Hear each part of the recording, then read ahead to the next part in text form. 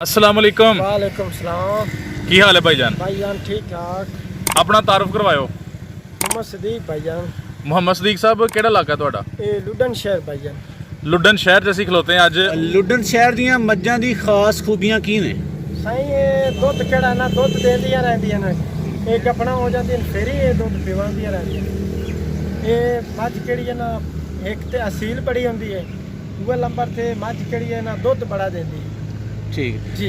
अच्छा, मैं सुनिया कि लुडन भी नीली दे गढ़ विचों एक गढ़ एक मरकज है, हाँ जी। इत्थे नीली दीयां मज्जां पाईयां जांदियां ने। जे इत्थे नीली दी मझां पई है, असल प्योर नीली दा इलाका ये। ठीक। जी। अच्छा, ਇਹ ਦੱਸੋ ਕਿ ਤੁਸੀਂ ਨੀਲੀ ਦੀਆਂ ਮੱਝਾਂ ਕਿੰਨੀ ਦੇਰ ਤੋਂ ਰੱਖੀਆਂ ਨੇ? ਅਸੀਂ ਸਾਈਂ ਇਹਨੂੰ ਹੋ ਗਿਆ 12-13 ਸਾਲ ਸਾਨੂੰ ਹੋ ਗਿਆ। ਠੀਕ ਅਸੀਂ ਹੈ, ਪਿਓਰ ਨੀਲੀ ਦੀ ਮੱਝ ਲਾ ਕੇ ਉਹ ਵੇਚ ਸੇਲ ਕਰਨਾ ਹੈ। ਤੁਸੀਂ ਸੇਲ ਵੀ ਕਰਦੇ ਹੋ ਜੀ ਅਸੀਂ ਸੇਲ ਕਰਨਾ ਤੇ ਦੁੱਧ ਦਾ ਕੰਮ ਵੀ ਕਰਦੇ ਹੋ? ਜੀ, ਦੁੱਧ ਦਾ ਕੰਮ ਹੀ ਕਰਨਾ। ਅੱਛਾ, ਨੀਲੀ ਮੱਝਾਂ ਦੀ ਦੁੱਧ ਦੀ ਐਵਰੇਜ ਕੀ ਹੁੰਦੀ ਜੇ ਭਲਾ? ਸਾਈਂ ਇਹ ਮੱਝ ਕਿਹੜੀ ਹੁੰਦੀ ਹੈ, ਵੰਡਾ ਛੰਡਾ ਪਾਵੇ ਨਾ ਤੇ ਇਹ ਮੱਝ ਅੱਗੇ ਵੱਧਦੀ ਹੈ ਜੀ। ਤੇ ਅਸੀਂ ਵੰਡਾ ਛੰਡਾ ਨਹੀਂ ਪਾਣੇ, ਅਸੀਂ ਸਿਰਫ ਚਾਰਾ ਪਾਣਾ ਹੈ।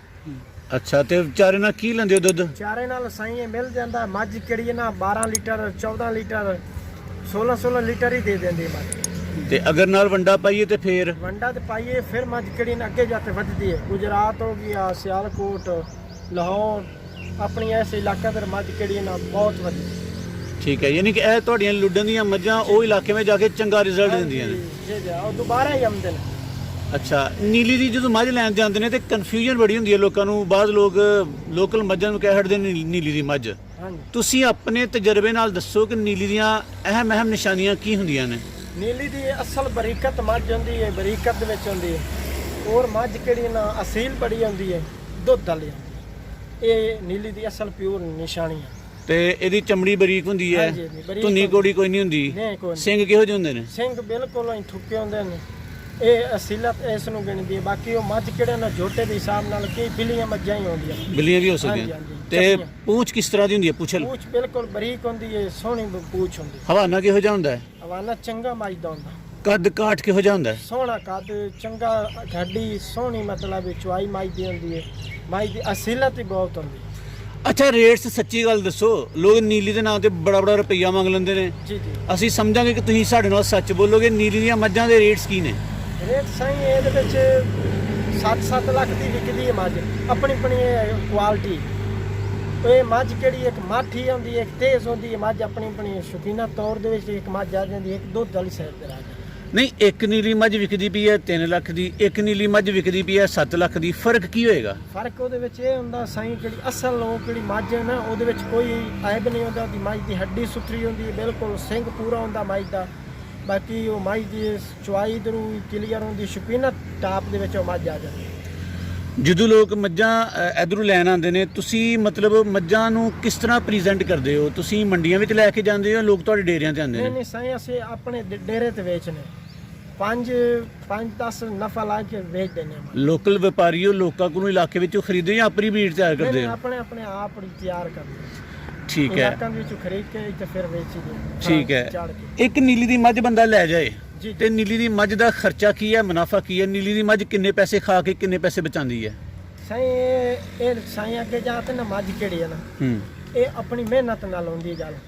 ਅਗਰ ਮਿਹਨਤ ਕਰਸੋ ਤੇ ਦੁੱਧ ਦੇਵੇਗੀ ਤਾਂ ਆਪਣਾ ਰੇਟ ਹੀ ਕਿਹੜਾ ਨਾ ਇਹ ਲਾ ਦੇਵੇਗੀ ਤੇ ਮੱਝ ਕਿਹੜਾ ਨਾ ਅੱਗੇ ਜਾਤੇ ਕੁਆਲਿਟੀ ਹੋਰ ਵਧਾ ਦੇਣੀ। ਇੱਥੇ ਮੱਝ ਕਿਹੜੀ ਇਹਨੇ ਚਰਦੀ ਹੈ, ਉਹ ਚਰਾਲ ਦੇ ਵਿੱਚ ਮੱਝ ਜਾਂਦੀ ਹੈ, ਅੱਗੇ ਜਾਤੇ ਵੱਧਦੀ ਹੈ। ਵੰਡੇ ਛੰਡੇ ਤੇ ਮੱਝ ਚੋਖਰ ਤੇ ਜਦੋਂ ਮੱਝ ਲੱਗਦੀ ਹੈ, ਅੱਗੇ ਖੱਲਾਂ ਛੱਲਾਂ ਪੰਦੀਆਂ ਨੇ, ਮੱਝ ਉੱਥੇ ਜਾ ਕੇ ਵੱਧਦੀ। ਚਰਾਈ ਤੇ ਕਿੰਨਾ ਖਰਚਾ ਆ ਜਾਂਦਾ ਤੁਹਾਡੀ ਮੱਝ ਦਾ?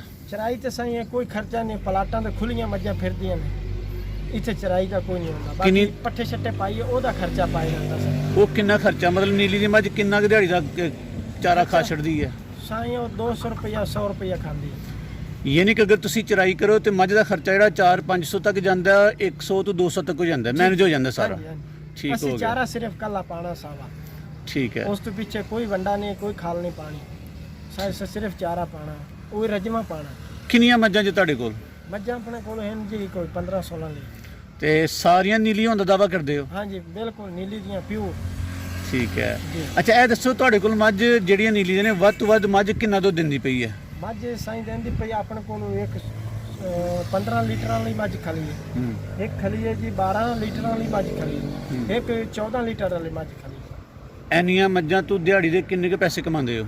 ਸਾਈਂ ਇਹ ਇੱਕ ਕਿਹੜਾ ਨਾ ਆਪਣਾ ਤਲਕ ਬਣਾਉਣ ਵਾਸਤੇ ਨਾ ਥੋੜਾ ਰੇਟ ਕਮ ਲਾਈਦਾ, ਇਸ ਵਜ੍ਹਾ ਤੋਂ ਗਾਹਕ ਨੂੰ ਪੱਕਾ ਕਰੀਦਾ। ਠੀਕ ਹੈ। ਦੁੱਧ ਦੀ ਦੋਸਤੀ ਵਧਾਵਣ ਜਾਂਦੇ। ਅੱਛਾ, ਦੁੱਧ ਦੇ ਹਿਸਾਬ ਨਾਲ ਰੋਜ਼ ਦੇ ਕਿੰਨੇ ਪੈਸੇ ਆ ਜਾਂਦੇ ਨੇ? ਦੁੱਧ ਸਾਈਂ ਇਹਦਾ ਕਿਹੜਾ ਨਾ ਸਾਡਾ ਲੱਗੋ ਹੋਇਆ ਬਕਾਇਦਾ ਘਰਾਂ ਦੇ ਵਿੱਚ ਫੋਰਚੂਨ ਦੇ ਹਿਸਾਬ ਨਾਲ ਵੇਚੀਦਾ। ਉਹ ਮੁੜ ਜਦੋਂ ਆ ਜਾਈਦਾ ਇਕੱਠਾ ਹਿਸਾਬ ਕਰੀਦਾ, ਉਹਦੇ ਮੁੜ ਵਿੱਚ ਆ ਜਾਂਦਾ। ਸਾਡਾ ਖਰਚਾ ਹੈ ਫੋਰਚੂਨ ਦੇ ਹਿਸਾਬ ਨਾਲ। ਠੀਕ ਹੋ ਗਿਆ। 15 ਮੱਝਾਂ ਨੂੰ ਕਿੰਨੇ ਬੰਦੇ ਸੰਭਾਲਦੇ ਪਏ ਹੋ? ਅਸੀਂ ਜੀ 6 ਬੰਦੇ।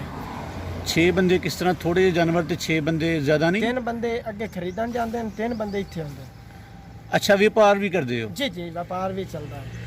ਅੱਛਾ, ਵਪਾਰੀ ਹੋ ਤੁਸੀਂ ਤੇ ਅੱਛੀ ਮੱਝ ਬਣ ਜਾਵੇ ਨਾ ਆਪਣੇ ਬਾਣੇ ਦੇ ਵਿੱਚ, ਫਿਰ ਉਹ ਕੱਢ ਕੇ ਵਪਾਰ ਦੇ ਖੜੀ ਕਰਦੇ ਨੇ, ਉਹਨੂੰ ਵੇਚੀਦਾ, ਸੇਲ ਕਰੀਦਾ। ਵਪਾਰ ਵਿੱਚ ਵੱਧ ਫਾਇਦਾ ਜਾਂ ਦੁੱਧ ਦੇ ਕੰਮ ਵਿੱਚ ਵੱਧ ਫਾਇਦਾ? ਸਹੀ ਦੁੱਧ ਦੇ ਵਿੱਚ ਹੀ ਬੜਾ ਫਾਇਦਾ, ਪਰ ਸਾਨੂੰ ਉਹ ਨਾ ਅਸੀਂ ਇੱਕ ਤਲਕ ਬਣਾਉਣ ਵਾਸਤੇ ਕਿਹੜਾ ਨਾ ਵਪਾਰ ਸ਼ੁਰੂ ਕੀਤਾ। ਤੁਹਾਡੇ ਤੇ ਯਕੀਨ ਕਰਕੇ ਪੁੱਛਣਿਆ ਕਿ ਚੰਗੀ ਮੱਝ ਖਰੀਦਣ ਦਾ ਤਰੀਕਾ ਕੀ ਹੈ? ਧੋਖੇ ਫਰਾਡ ਬੜੇ ਹੁੰਦੇ ਨੇ, ਸਹੀ ਗੱਲ ਦੱਸੋ। ਮੱਝ ਦੀ ਚੁਆਈ ਚੈੱਕ ਕਰੋ, ਮੱਝ ਬਕਾਇਦਾ ਤੋੜ ਕੇ ਵੇਖੋ, ਮੱਝ ਦੀ ਚੱਡੇ ਦੇ ਰੋੜੀ ਛੋੜੀ ਨਾ ਹੋਵੇ, ਬਿਲਕੁਲ ਥਾਣੇ ਕਲੀਅਰ ਹੋਣ, ਮੱਝ ਹਰ ਗੱਲੂ ਚਾਰਾ ਸ਼ਾਰਾ ਸਹੀ ਕਰੇ।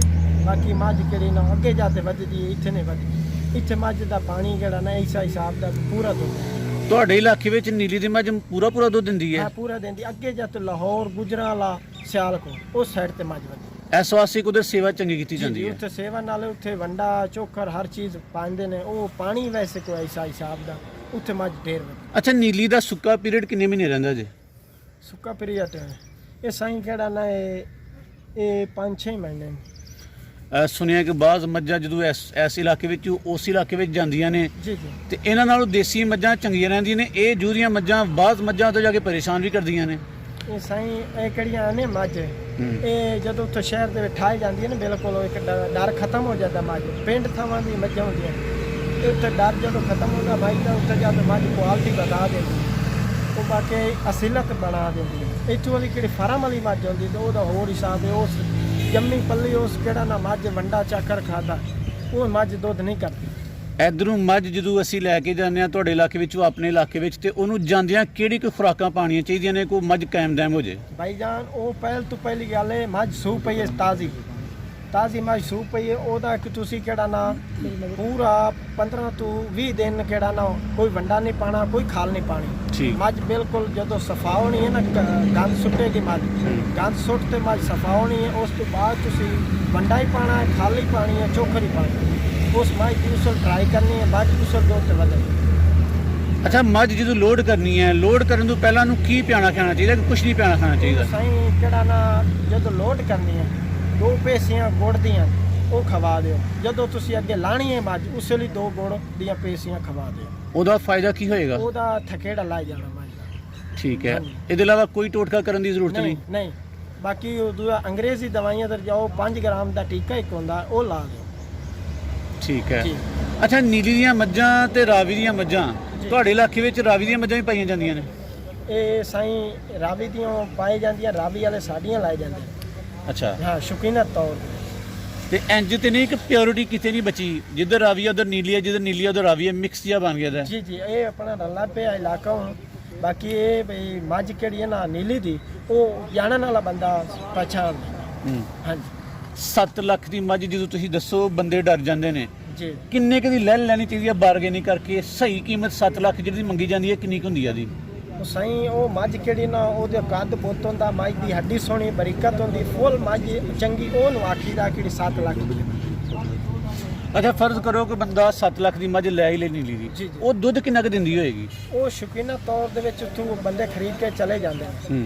ਅੱਗੇ ਜਾ ਕੇ ਉਹ ਵੰਡਾ ਤੇ ਜਦੋਂ ਖਲ ਛਲ ਪਾਉਂਦੇ ਨੇ ਨਾ, ਉਹ ਮੱਝ ਅੱਗੇ ਜਾ ਕੇ ਕੁਆਲਿਟੀ ਵਧੇਂਦੀ। ਠੀਕ ਹੈ ਜੀ। ਇੱਥੇ ਕੁਆਲਿਟੀ ਘੱਟ ਕਰਦੀ ਹੈ ਮੱਝ, ਤੇ ਵੰਡਾ ਚੋਕਰ ਨਹੀਂ ਪਾ ਸਕਦੇ, ਤੇ ਸਿਰਫ ਚਰਾਲ ਕਰ ਸਕਦੇ। ਚਰਾਲ ਦੇ ਵਿੱਚ ਛੋੜ ਦਿੱਤੀਆਂ, ਬਾਕੀ ਚਾਰਾ ਪਾ ਦਿੱਤਾ, ਬਸ ਇੱਥੇ ਇਹ ਕੰਮ ਚੱਲਦਾ। ਠੀਕ ਹੈ। ਜੀ। ਅੱਛਾ, ਇਹ ਦੱਸੋ ਕਿ ਨੀਲੀ ਦੀ ਮੱਝ, ਚੁੱਕੇ ਅਸੀਂ ਨੀਲੀ ਤੇ ਫੋਕਸ ਕਰਨੇ ਪਏ ਹਾਂ ਤੇ ਸਾਨੂੰ ਇਹੀ ਉਮੀਦ ਸੀ ਕਿ ਨੀਲੀ ਦੀਆਂ ਵਾਵਾ ਸਾਰੀਆਂ ਚੰਗੀਆਂ ਗੱਲਾਂ ਦੱਸੋਗੇ। ਨੀਲੀ ਮੱਝ ਦੀ ਕੋਈ ਵੱਡੀ ਖੂਬੀ ਤੇ ਕੋਈ ਇੱਕ ਖਾਮੀ ਦੱਸੋ। ਜੀ। ਕਿਹੜੀ ਨੀਲੀ ਦੀ ਮੱਝ ਹੁੰਦੀ ਹੈ ਨਾ, ਜਦੋਂ ਆਪਾਂ ਟੋਰੀ ਹੈ ਨਾ, ਮੱਝ ਆਪੇ ਦੱਸਦੀ ਪਰ ਮੈਂ ਨੀਲੀ ਦੀ ਟਲਦੀ ਹੈ। ਉਹ ਮੱਝ ਦੀ ਬਰੀਕਤ ਹੁੰਦੀ ਹੈ ਔਰ ਬਕਾਇਦਾ ਅਸੀਲਤ ਹੁੰਦੀ ਹੈ। ਦੂਆ ਦੁੱਧ ਦੇ ਬਾਦਸ਼ਾਹ ਹੁੰਦੀ ਮੱਝ। ਠੀਕ ਹੈ ਸਾਰੀਆਂ ਮੱਝਾਂ ਦੇ ਵਿੱਚੋਂ ਰਾਵੀ ਤੋਂ ਹਰ ਚੀਜ਼ ਤੋਂ ਮਤਲਬ ਹੈ ਸਾਰੀਆਂ ਮੱਝਾਂ ਤੋਂ ਇਹ ਫਸਟ ਆਉਂਦੀ ਹੈ ਅਸਲ ਪਿਓਰ ਨੀਲੀ ਦੀ ਮੱਝ। ਤੁਹਾਡੀ ਨਜ਼ਰ ਵਿੱਚ ਖਾਮੀ ਕੋਈ ਨਹੀਂ? ਨਹੀਂ ਸਰ। ਠੀਕ ਹੋਇਆ। ਜੀ। ਚਲੋ ਵੀਰ ਜੀ ਆਪਣੇ ਹਿਸਾਬ ਨਾਲ ਤੁਸੀਂ ਵਧੀਆ ਗੱਲਾਂ ਕੀਤੀਆਂ ਨੇ, ਤੁਹਾਡੀ ਵਾਵਾ ਸਾਰੀ ਮਿਹਰਬਾਨੀ।